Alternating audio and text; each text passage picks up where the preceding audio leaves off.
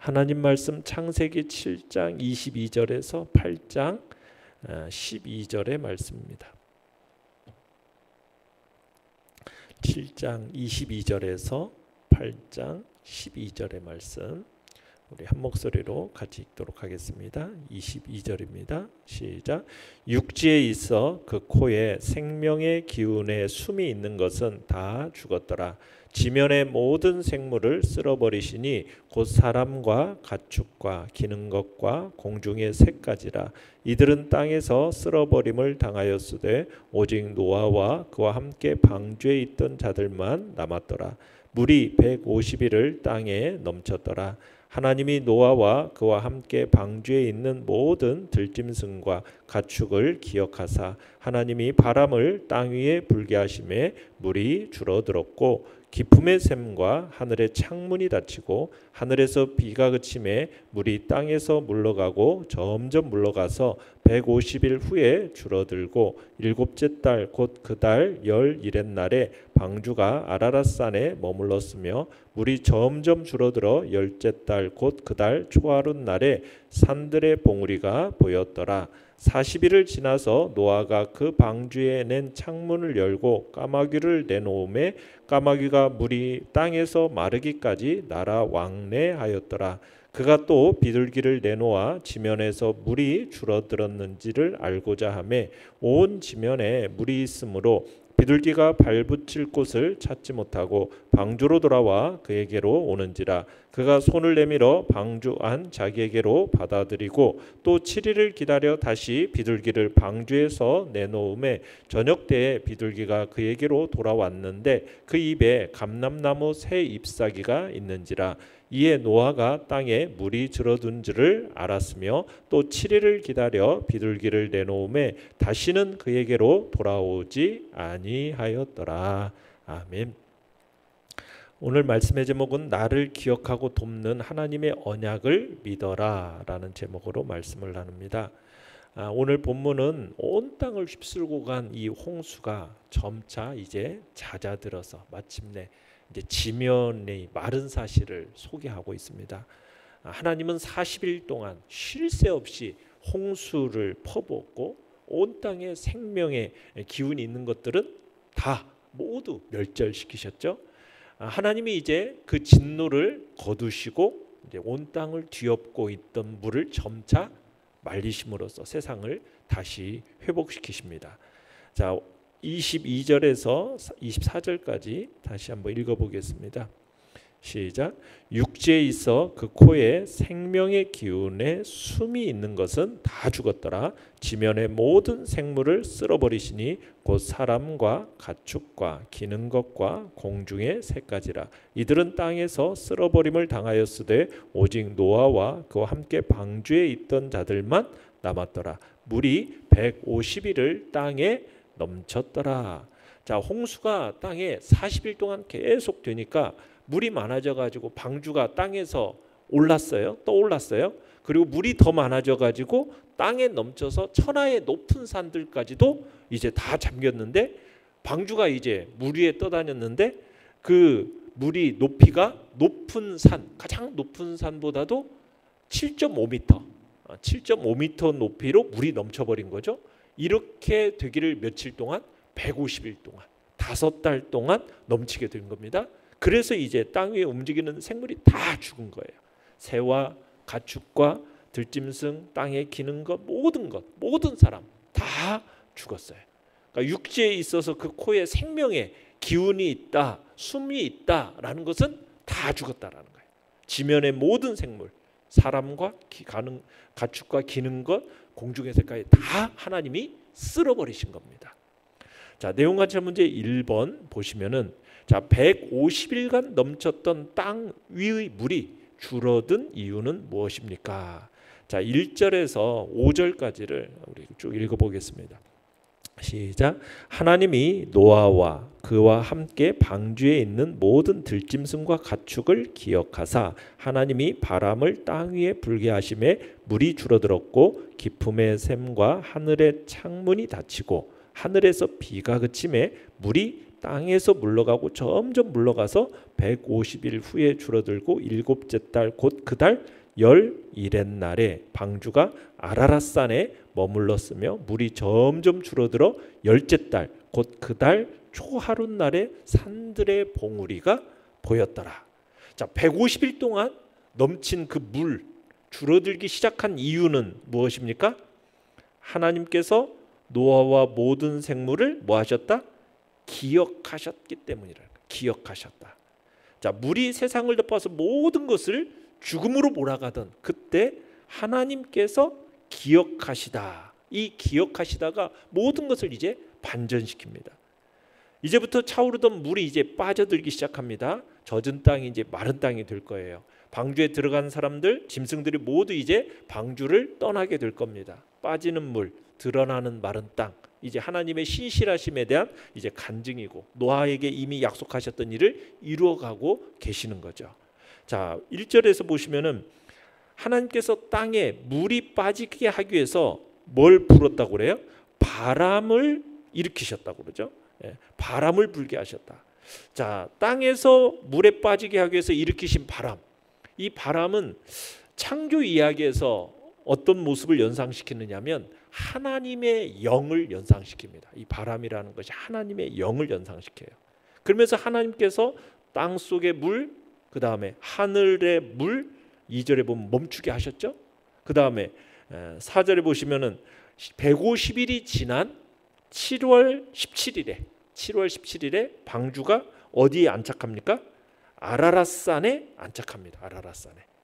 그리고 물이 계속 줄어들어요. 그리고 나서 74일이 지난 10월 1일에 산봉우리들이 이제 보이기 시작한 거죠. 자, 산봉우리가 보이기 시작한 지 이제 5개월이 지나서 이제 14절에 가보시면 그런 이야기가 있어요. 둘째 달 20일의 날이라고 14절에 되어 있는데 그게 이제 15개월이 또 지난 다음에 비로소 물이 모두 빠집니다. 그래서 이제 노아와 그 가족들이 방주에서 나오기까지는 홍수가 난 그때로부터 1년, 꼬박 만 1년이 지난 뒤에 나오게 되는 거예요. 그러니까 노아에는 홍수 심판에서 구원받고 이제 물로 새롭게 정화된 그 땅에서 이제 새로운 삶을 시작하기 위해서 1년이라는 긴 시간을 어떻게 보면은 좁고 답답하고 동물들로 인해서 냄새나고 시끄러운 그 방주 안에서 갇혀 지낸 거죠. 1년 동안 한번 생각해 보세요. 얼마나 그 안이 뭐 동물들이 배설도 할 것이고 냄새가 얼마나 지독했겠어요. 그런 고통을 감내하면서 이제 그 1년이라는 시간들을 그 안에서 보냈던 겁니다. 자, 그리고 나서 이제 6절 7절 읽어보겠습니다. 시작. 40일을 지나서 노아가 그 방주에 낸 창문을 열고 까마귀를 내놓음에 까마귀가 물이 땅에서 마르기까지 날아 왕래하였더라. 자, 산봉우리가 보인 지 40일이 지나서 이제 노아가 땅의 상태를 알아보려고 이제 새들을 내보냅니다. 먼저 어떤 새를 내보냈어요? 까마귀를 보냈어요. 까마귀. 자, 그런데 이 까마귀가 땅에 물이 마를 때까지 날아만 다닐 뿐 방주로 돌아오지는 않습니다. 왜요? 까마귀는 뭘 먹죠? 죽은 짐승들을, 그 살들을 뜯어먹잖아요. 그 뜯어먹고 사는 새이기 때문에 물에 떠있는 동물들의 시체를 먹으면서 땅이 마를 때까지 기다렸던 거예요. 자, 그래서 8절 9절 읽어보겠습니다. 8절 9절 시작. 그가 또 비둘기를 내놓아 지면에서 물이 줄어들었는지를 알고자 하매 온 지면에 물이 있으므로 비둘기가 발붙일 곳을 찾지 못하고 방주로 돌아와 그에게로 오는지라. 그가 손을 내밀어 방주 안 자기에게로 받아들이고. 이제는 어떤 새를 내보낸 겁니까? 비둘기를 내보내는데 7일 간격으로 이제 3차례 내보냅니다. 그래서 첫 번째 비둘기는 마른 땅을 찾지 못해서 방주 안으로 다시 돌아왔어요. 자, 그런데 이제 내용 관찰 문제 2번을 보시면 자, 비둘기는 방주에서 나갔다가 돌아올 때 입에 무엇을 갖고 돌아옵니까? 자, 10절에서 12절까지 한번 읽어보겠습니다. 시작. 또 7일을 기다려 다시 비둘기를 방주에서 내놓음에 저녁 때에 비둘기가 그에게로 돌아왔는데 그 입에 감람나무 새 잎사귀가 있는지라. 이에 노아가 땅에 물이 줄어든 줄을 알았으며 또 7일을 기다려 비둘기를 내놓음에 다시는 그에게로 돌아오지 아니하였더라. 자, 노아가 이제 두 번째로 또 비둘기를 내놓았어요. 그때 이 비둘기가 뭘 물고 왔어요? 감람나무 새 잎사귀를 물고 옵니다. 자, 감람나무 새 잎사귀, 이건 어떤 것을 의미하는 거겠어요? 세상에서 지금 물이 싹 빠지고 다시 드러난 땅에서 식물이 자라기 시작했다. 이것을 알려주고 있는 거죠. 땅의 회복을 확인하고 있는 겁니다. 그리고는 세 번째 또 비둘기를 7일 후에 또 보냈어요. 그랬더니 안 돌아와 버려. 돌아오질 않았어요. 왜요? 땅이 완전히 드러났기 때문에 더 이상 방주에 돌아와서 갇혀 있을 필요를 느끼지를 못한 거죠. 그러니까 이제 날아가 버린 거예요. 돌아오지 않았다고 그래요. 자, 연구와 묵상 문제 3번입니다. 하나님께서 노아와 그의 가족 모든 생물들을 기억하신 이유는 무엇입니까? 자, 1절에서 하나님께서 기억하시다라는 이거, 물이 세상을 덮어서 모든 것을 죽음으로 몰아가던 그때 하나님께서 기억하시다가 이 모든 것들을 반전을 시키는 것을 보게 됩니다. 세상 홍수로 멸망하기 직전 하나님께서 노아와 맺은 언약을 기억하신 거죠. 언약을 기억하셨어요. 어떤 언약이었습니까?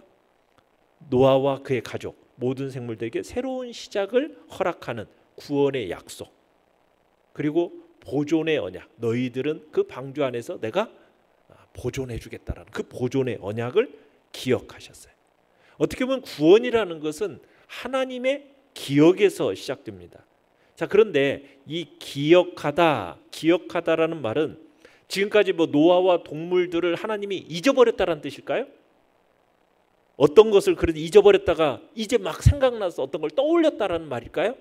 그건 아닙니다. 주님의 마음은 여전히 방주 안에 있으셨어요. 하나님은 기억하셨어요. 그런데 여기서 기억하다라는 건 뭐냐면 약속을 신실하게 지킨다라는 의미입니다. 언약적인 의미. 약속을 신실하게 지킨다. 그래서 구약 성경에서 하나님께서 기억하신다 이렇게 얘기가 나오잖아요. 그럼 그 모든 일이 해결이 됩니다. 하나님이 기억하셨다라는 단어가 딱 나오면은 모든 일들이 해결되는 것을 보게 돼요. 약속을 신실하게 지킨다라는 거죠. 자, 그런데 하나님이 홍수가 진행되는 기간 동안에 하나님이 침묵하셨어요. 침묵. 홍수가 진행되는 동안에 눈에 범람하는 그 파도, 모든 걸 삼키고 진멸하는 그 홍수, 이거밖에 보이지 않지 않습니까? 이것은 사건의 심각성을 우리에게 보여주는 거죠. 하나님께서 아름답게 창조하셨던 그 모든 만물과 사람들, 가축들을 심판하시면서, 여러분, 하나님이 그걸 좋아하셨겠어요? 하나님의 마음도 괴로웠다라는 걸 보여주는 거예요. 침묵이라는 것은 바로 그겁니다. 하나님의 반응, 말씀이 등장하지 않고 침묵으로 일관하셨다라는 것은 그 모든 것들을 다 쓸어버리셨을 때 하나님의 마음이 좋은 마음이 아니셨죠. 하나님의 마음도 아프셨죠. 그 고통을 침묵으로 일관함으로 보여주신 거예요. 그런데 노아와 그 가족의 입장에서는 어땠을까요? 하나님이 아무 말씀도 없으시고 침묵하고 계시면 그러면 어떤 생각이 들어요? 하나님이 잊어버리신 건 아닐까? 왜냐하면 하나님께서 지금 대홍수로 세상을 멸절시킨 뒤에 150일 동안 아무 말도 없고 침묵하시니까 얼마나 마음에 답답함이 있겠어요. 그러면서 하나님이 우리를 잊어버린 건 아닐까? 그 침묵하시는 게 동안 그러나 하나님은 뭐 하셨습니까? 그들을 여전히 보고 계셨고 그들을 보호하시며 그들을 안전하게 지켜주고 계셨어요. 자, 그런데 기억하셨다라는 이 표현을 통해서 하나님께서 이제 노아의 가정과 짐승들을 위해서 행하실 다음 단계의 일을 생각하신 거죠. 다음 단계.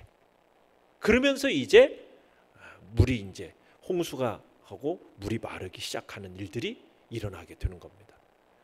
느낀 점 4번을 보시면 자신의 백성과 맺은 언약을 끝까지 지키시며 도우시는 하나님의 모습에서 무엇을 느낍니까? 자, 하나님께서는 자신의 백성과 맺은 언약을요 결코 잊지 않으십니다. 끝까지 지키시고 도우시는 걸 통해서 우리는 하나님의 그 신실하심을 느끼게 되는 겁니다. 우리는 어려움이 계속되는데 아무런 변화가 없잖아요. 그러면은 우리의 마음에 하나님이 우리를 잊으신 건 아닌가? 라는 그런 마음이 생길 때가 있어요. 혹시 하나님이 우리를 잊으신 건 아닐까? 그러면서 두려움에 빠지게 돼요. 우리는요 어떤 변화가 없으면은 자그마한 어떠한 변화도 없이 그냥 쭉 그렇게 가버리면 어떤 생각이 드냐면 견디지를 못하는 체질이 우리 인간의 체질을 가진 존재예요. 그러니까 어려움이 계속되는 상황이 하루, 이틀, 한 달, 두 달 아무 변화가 없이 그냥 그대로 있으면은 우리의 마음은 어떻게 돼요? 하나님이 우리를 방치해 두신 건 아닌가? 하나님이 우리를 완전히 잊으셨구나. 이런 불신앙과 두려움이 마음속에 생기는 거예요. 그런데 하나님은 우리 당신이 택한 백성들을 결코 잊으십니까? 잊지 않으십니다. 하나님은 우리가 계속되는 그 고통 가운데 처해서 신음하며 여러분 하나님이 우리를 잊으셨다고 생각하는 그 순간에도 하나님은 우리를 지켜보고 계시고 보호하시고 우리를 위해서 행하실 그 다음 단계의 일을 생각하고 계신다는 거죠.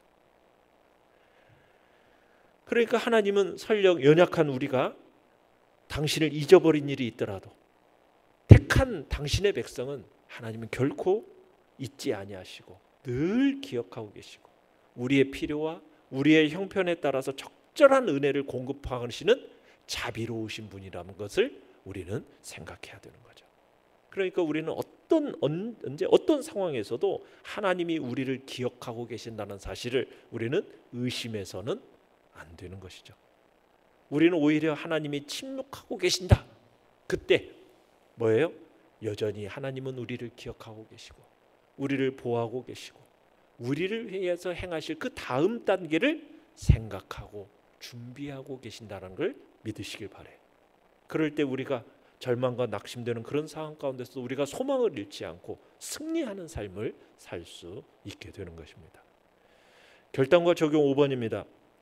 고난 속에서도 하나님께서 나를 기억하고 도우신다는 것을 깨달은 적은 언제입니까? 환난 속에서도 하나님의 약속을 붙잡고 다시 시작할 수 있다라는 회복의 믿음을 갖기 위해 무엇을 실천하겠습니까? 삶의 혼돈 속에서도 믿음으로 우리가 두려움을 이겨내는 백성의 그 간절한 마음을 하나님께서는 기억하신다라는 이 확신을 갖는 것이 무엇보다 중요하고요. 그리고 흔들림 없는 그 신앙생활을 우리가 이어가겠다라는 결단이 우리 안에서 필요합니다. 오늘의 기도 같이 읽겠습니다. 시작. 하나님의 언약을 기억하며 믿음으로 흔들림 없는 삶을 살아가게 하소서. 아멘.